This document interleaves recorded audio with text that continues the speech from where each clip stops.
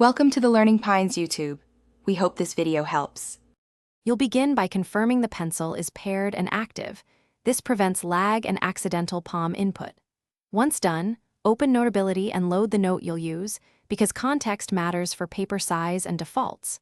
Next, tap the pen tool and set tip style, stroke thickness, and color. These choices affect stroke smoothing and pressure response. Make sure palm rejection is enabled so you can rest your hand naturally. This speeds writing and reduces stray marks.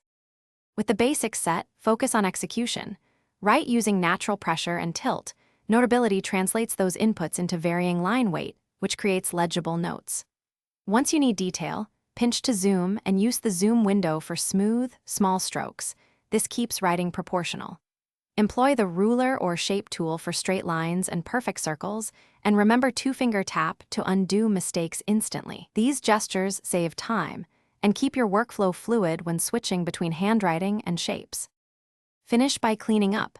Use the lasso to group strokes, adjust size, or convert handwriting to type text for readability. When ready, export your note as PDF or Notability file.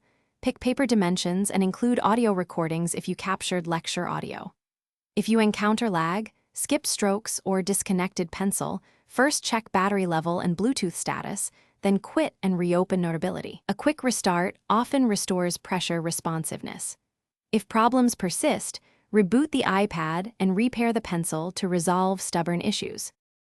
Thanks for watching. Consider subscribing if we helped you.